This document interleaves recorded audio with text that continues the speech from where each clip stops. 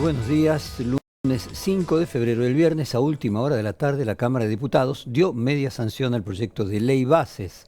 Después de 3 intensas jornadas de sesión y al término de esta votación, que quedó 144 a 109, una nueva mayoría acordó un cuarto intermedio hasta el martes, o sea, hasta mañana, una maniobra que deja a la vista que para la votación en particular el oficialismo parece no contar con los votos suficientes para avanzar en las reformas previstas o por lo menos las más importantes que espera. Si bien el gobierno festejó el resultado del debate, aún queda mucho por decidir. Y estamos frente a una calma que seguramente antecede las tormentas, por eso la producción eligió Cuando pase el temblor de Soda Stereo como símbolo de este momento de interregno en una política llena de roscas, para comenzar este día con la apertura que titulamos Día 57, Impas. Según el diccionario, una impas, que es femenino, es una situación de difícil o imposible resolución o la que no produce ningún avance. Si bien Milei logró que se apruebe la ley ómnibus, la discusión artículo por artículo parece ser tan problemática como la votación de la ley en general. De los 632 artículos quedaron 382 y probablemente varios aspectos centrales de la ley también sean eliminados a partir del martes. Y además, luego viene senadores, la otra Cámara, que si hace modificaciones, algo bastante probable, volverá al Congreso, volverá o sea a diputados. Todo ese proceso se desarrollará mientras la imagen positiva de Milei, según varias encuestas, va cayendo. Habrá que ver en el momento que se termine finalizando cuál será. Mientras tanto, se desarrolla dentro del Congreso, mientras se desarrolla esto en el Congreso, afuera, la represión de los manifestantes fue un hilo conductor de las 3 jornadas en el debate en el recinto, algo que ha llegado para quedarse. También es interesante tener en cuenta la extravagancia de los discursos, por ejemplo, que también es algo que parece que ha llegado para quedarse. La diputada de La Libertad Avanza, Lila Lemoine, denominó como terroristas a quienes se concentran afuera del Congreso contra la ley ómnibus. Vamos a escucharla. A Breckman como al Caño para esta tarde, esta noche, cuando terminemos de sesionar, que me escolten o me acompañen hasta el anexo para que sepan cómo me tratan sus militantes arengados por ustedes. Los hago responsables de toda la violencia que estamos viviendo, porque queda claro que la izquierda y el kirchnerismo, que no estoy segura si decirles kirchneristas, porque ayer una diputada dijo que eso era una chicana, y Comunión por la Patria es un frente, no sé cómo decirles, así que les voy a decir izquierda también, porque de derecha no son. Por supuesto que no. Y peronistas tampoco. Y peronistas tampoco, porque ¿saben qué? Perón no estaba con los terroristas. Bueno, esto es el Congreso que hoy tenemos. Este argumento de que las acciones del gobierno deben apoyarse porque representan la voluntad popular es el más del gobierno y el que repiten permanentemente. Vamos a escuchar ahora otra diputada oficialista de La Libertad Avanza, Juliana Santillán. Juliana Santillán, a Alberto Fernández le otorgaron facultades extendidas para todo su mandato. El expresidente Alberto Fernández apenas asumió su mandato, le otorgaron las facultades de emergencia en materia económica, financiera, fiscal, administrativa, previsional, tarifaria, energética, sanitaria y social, pero no por un año, como estamos pidiendo para nuestro presidente Javier Milei, sino por todo su mandato, por los 4 años. Entonces, no se hagan los pícaros, muchachos. Cuando van a reclamar, fíjense de dónde venimos. Esta dependencia de citar permanentemente el apoyo popular puede volverse como un boomerang a pocas semanas si el proceso indicara que hay una caída de la imagen del gobierno y continuar al mismo ritmo, ¿no? Entre quienes tienen reparos y anunciaron que habrá aspectos de la ley que no votarán se encuentra la coalición cívica, y vamos a escuchar a Juan Manuel López, el diputado de Hacemos Coalición Federal, dijo: sigue quedando facultades delegadas que no vamos a acompañar. Vale aclarar que la coalición cívica nunca votó afirmativamente delegación de facultades a ningún presidente. Siguen quedando facultades delegadas que nosotros no vamos a acompañar, pero bueno, eso siempre lo dimos por descontado. Creo que nosotros, el gobierno y toda la Cámara de Diputados, porque nunca le acompañamos facultades delegadas a ningún presidente. Las que quedan, si bien están más moderadas, nos parece que hay que tener un reparo en eso. Después los capítulos de desregulación, diría que en su mayor medida, con alguna discrepancia que podemos tener, son correctos. Y empresas públicas, nosotros en nuestro dictamen habíamos puesto todas las que no tienen una cuestión estratégica o donde no hay mercados en competencia, digamos, y las demás nos parece bien que puedan ser privatizadas. Estamos esperando ahí terminar de acordar el mecanismo de transparencia más idóneo para que esas privatizaciones se hagan de la mejor manera posible. Y por lo demás sí nos preocupan otras cosas que quedaron afuera, como la fórmula previsional, porque sabemos que si bien el capítulo fiscal se corrió, es una lástima que se haya corrido la fórmula previsional del debate de la ley, porque si bien no era la mejor, hay un problema con el sobreajuste que se está haciendo sobre los jubilados y que no compartimos, y vamos a ver, porque nosotros en nuestro dictamen tenemos una fórmula propia. Como aparentemente no se va a discutir la del gobierno, queda nuestra fórmula como alternativa. Veremos si hay la posibilidad de discutirlo. La palabra impasse es una voz francesa que, decíamos al comienzo, significa situación de difícil o imposible solución, en la que no se produce ningún avance. Pero también, dice el diccionario, sería la solución de la impasse en la que se encuentran los partidos políticos, por ejemplo, que no llegan a acordar la selección de un candidato o, en este caso, de una ley para aprobar. Así estamos. Seguimos ahora con el diputado Pablo Giuliano, diputado de la Unión Cívica Radical, quien dijo: ningún gobierno sembrando miedo va a obtener resultado positivo. Ningún gobierno a través de la extorsión o sembrando miedo va a obtener resultados positivos, y no es lo que justamente la Argentina pueda estar necesitando y necesite. Entonces, ahí la verdad que en primer lugar nosotros rechazamos todos los aprietes, todo tipo de no sé cómo decirlo. La verdad que se genera, si vos desde el Poder Ejecutivo querés sembrar un mal clima alrededor de tu instrumento que vos denominaste base y punto de partida, estás empezando mal. Pablo Giuliano es uno de los diputados, junto con Manes, que votaron en contra de la ley. De hecho, en el grupo de diputados manistas, para decirlo de alguna manera, hay 8 diputados, pero bueno, los otros 7 decidieron votar con el resto del bloque del Partido Radical. Aún hay dudas acerca de cómo se planteará el debate en el Senado. El mismo presidente provisional, Bartolomé Abdala, reconoció que hay mucho por debatir y por discutir una vez que haya pasado la votación artículo por artículo de diputados. Así que tenemos largo rato todavía para que eso suceda, pero ya Bartolomé Abdala, el senador de la Libertad Avanza, dijo: haremos nuestros esfuerzos, pero no puedo garantizar que la ley salga rápido. Entendamos que a la Argentina la sacamos solo entre los argentinos. No van a venir de otros países a darnos una mano. Van a venir a hacer negocio con nosotros, y vos sabés que cuando haces negocio hay intereses. Entonces, más que nunca, nosotros tenemos que estar preparados para que el argentino, como históricamente lo fue, es un hombre de bien, creativo, trabajador. Y tenemos que apuntar hacia ese camino, que justamente es lo que los puntos de esta ley nos indican. Por lo que usted dice, bueno, la idea es que salga muy rápido, que salga lo antes posible en el Senado. Esa es la estrategia. Sí, nosotros haremos el esfuerzo. Honestamente no te lo puedo garantizar de que salga rápido, porque bueno, los senadores tienen criterio propio y está bien.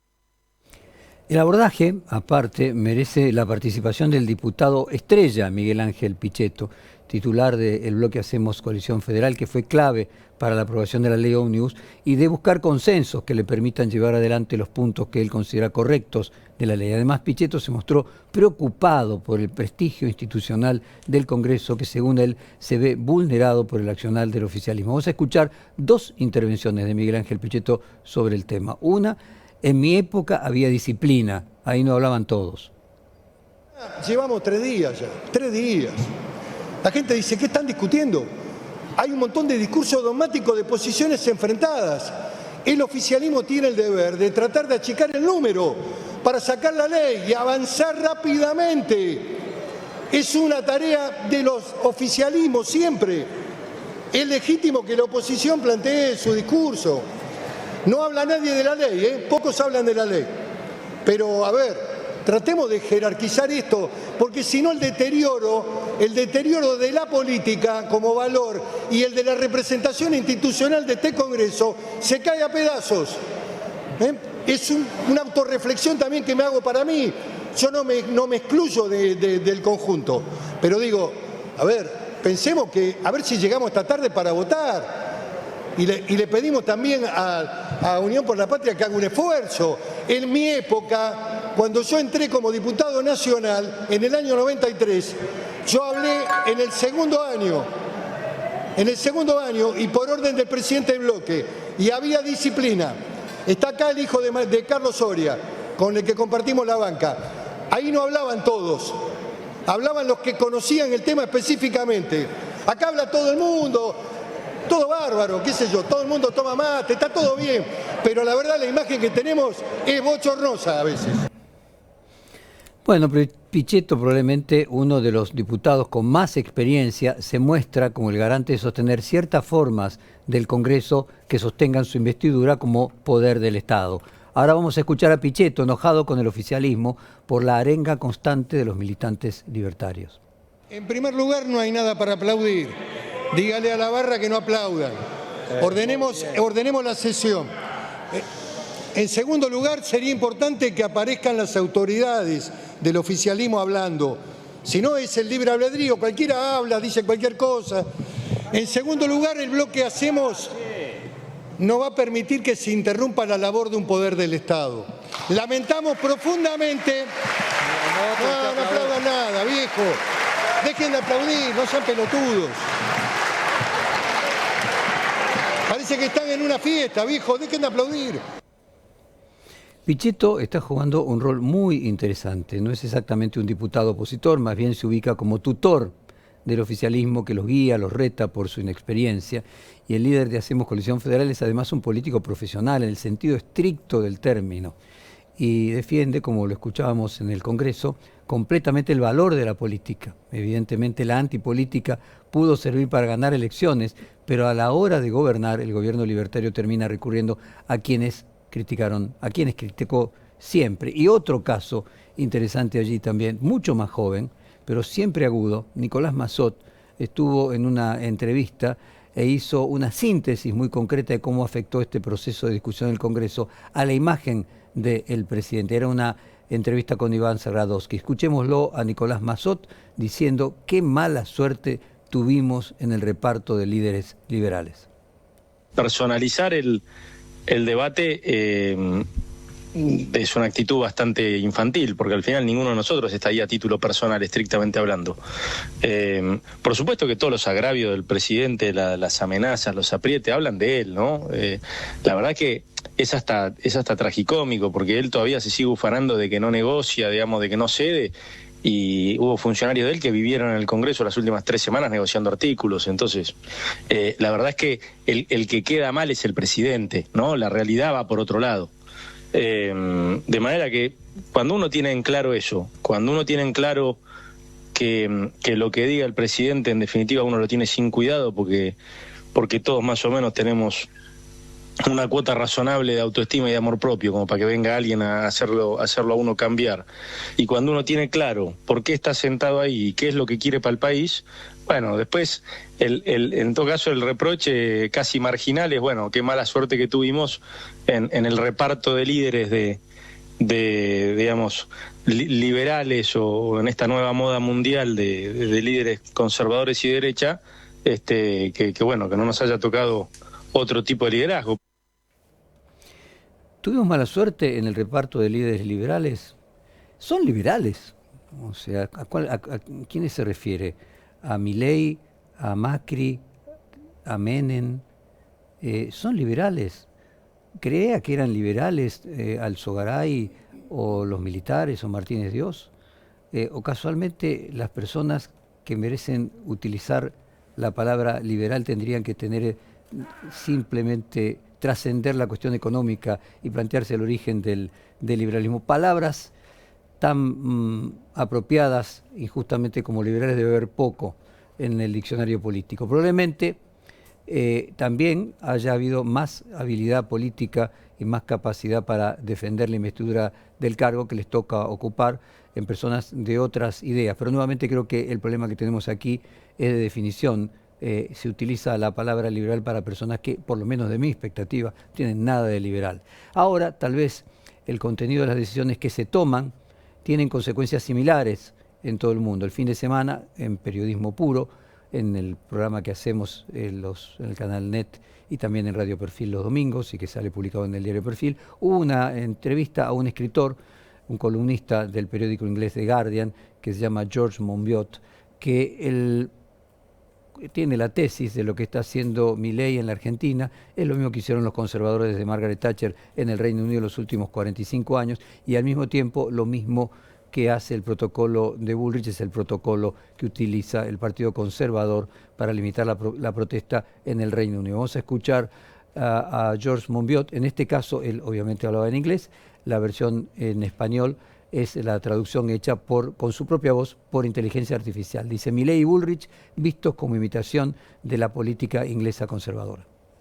Bueno, por supuesto, cuando alguien como Milei llega al poder, siempre intenta presentar esta imagen de sí mismo como alguien nuevo que trae un programa completamente nuevo y barre con todo lo que había antes y barre con la corrupción, barre con el clientelismo que prevalecía bajo los regímenes anteriores.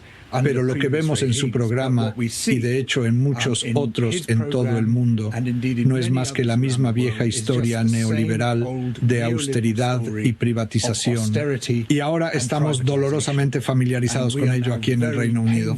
Así que lo que vemos es recortes masivos en el gasto público, la destrucción de los servicios públicos, la privatización de los activos públicos, la centralización del poder en manos de su gobierno, barriendo las regulaciones que protegen a las personas de la conducta depredadora de las empresas y los oligarcas que protegen el mundo de la vida, que protegen a los trabajadores, que protegen a las personas más vulnerables de la sociedad, apoyando a los propietarios para ayudarles a subir los alquileres o desahuciar a los inquilinos, criminalizando la protesta pacífica, restringiendo el derecho de huelga.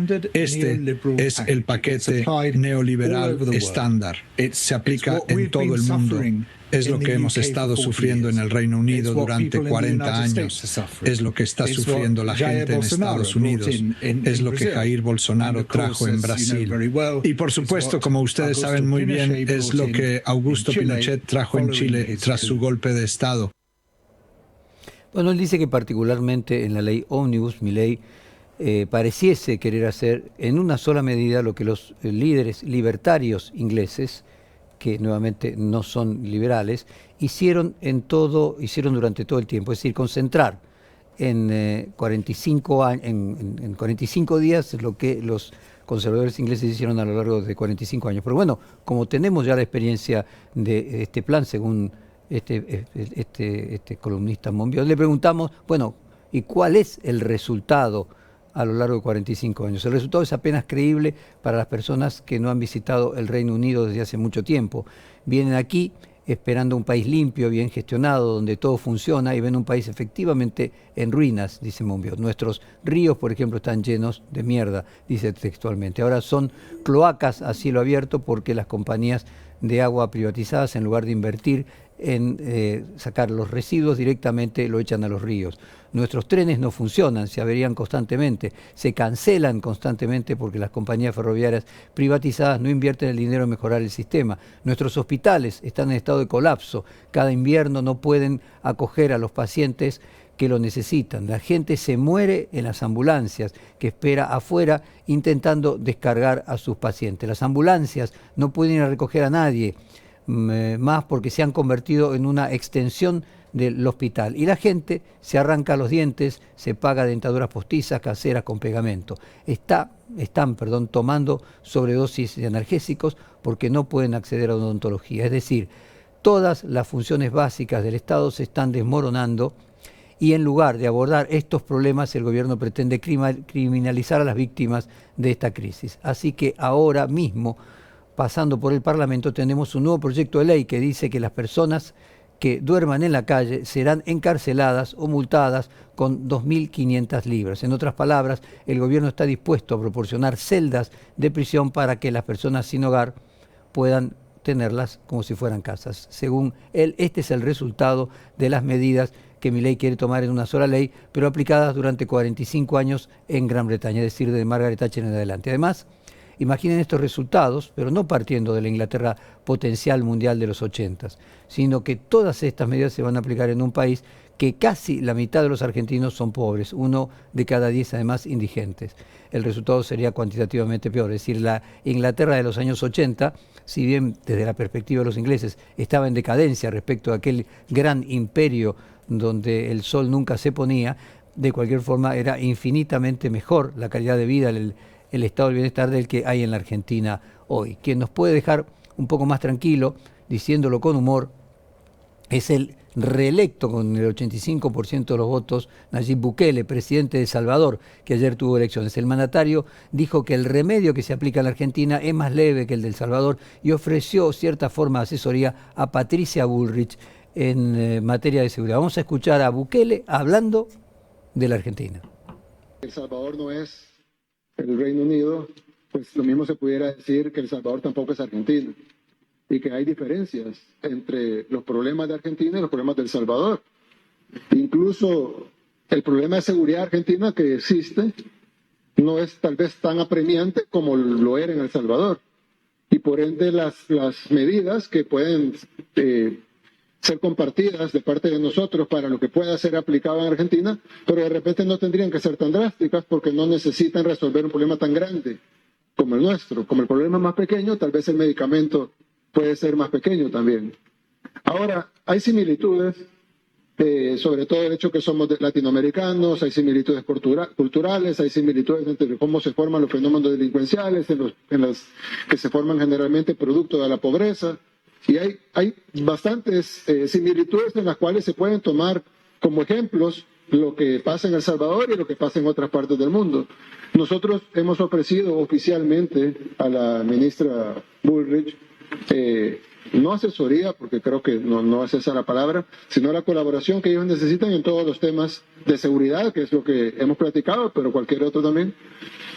Pero sí, yo creería que el problema en Argentina es más pequeño, preocupante, sobre todo en Rosario, en algunas zonas, pero es más pequeño que El Salvador y por ende, si bien se pueden aplicar algunas cosas y sería, creo yo, positivo aplicarlas, no tendría que ser tan drástico porque el problema, comparado al que teníamos en El Salvador, la capital mundial de los homicidios, creo que es bastante menor como para aplicar un medicamento menor.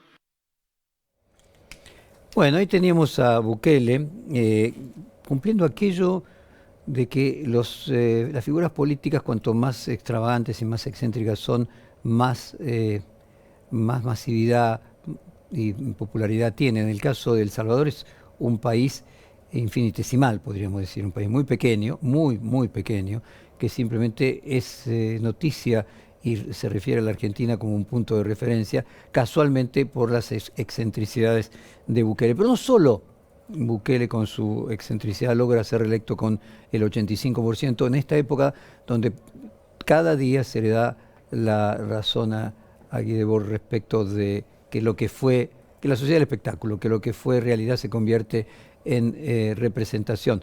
Vamos a escuchar a la diputada Lourdes Arrieta y luego vamos a repetir a la diputada de la Libertad Avanza, Lilia Lemoine. Vamos a tratar de reflexionar juntos sobre en qué se está convirtiendo nuestro Congreso. Pueblos que olvidan sus tradiciones pierden la conciencia de sus destinos y las que se apoyan sobre sus tumbas gloriosas son las que mejor preparan el porvenir. ¡Viva Cristo! ¡Viva la patria! ¡Viva Malvinas! ¡Y viva la libertad! ¡Sí a la ley Gase! Gracias, señor presidente. Los pueblos que olvidan... ¡Viva Cristo! ¡Viva la libertad! Con esa emocionalidad. Me hace recordar cuando fue el impeachment en Brasil de la presidenta en aquel momento, de Dilma Rousseff, y hablaban distintos diputados. Brasil además tiene 500 diputados, el doble que nosotros, de lugares remotos de Brasil, directamente esotéricos, A mí me llamaba la atención la calidad de los diputados de Brasil y me sentí orgulloso de la diferencia con Argentina. Quizás sea un proceso mundial en el cual la representación, como se quejaba el propio Pichetto, la representación va perdiendo, podríamos decir, el aura que tenía en otro momento quienes integraban el cuerpo legislativo. Y vamos a cerrar con la repetición de Lilia Lemoine, que se enreda en finalmente decir que no son de derecha, les decía como si fuese un insulto y tuvo que dar vuelta el discurso a los peronistas. Escuchemos nuevamente a Lilia Lemoine. A Bregman como al Caño para esta tarde, esta noche, cuando terminemos de sesionar, que me escolten o me acompañen hasta el anexo para que sepan cómo me tratan sus militantes arengados por ustedes. Los hago responsables de toda la violencia que estamos viviendo, porque queda claro que la izquierda y el kirchnerismo, que no estoy segura si decirles kirchneristas, porque ayer una diputada dijo que es una chicana, y como Unión por la Patria es un frente, no sé cómo decirles, así que les voy a decir izquierda también, porque de derecha no son. Por supuesto que no. Y peronistas tampoco. Y peronistas tampoco, porque ¿saben qué? Perón no estaba con los terroristas. Me pone triste, lamento si los estoy poniendo tristes a ustedes. Vamos a cerrar entonces cuando pase el temblor de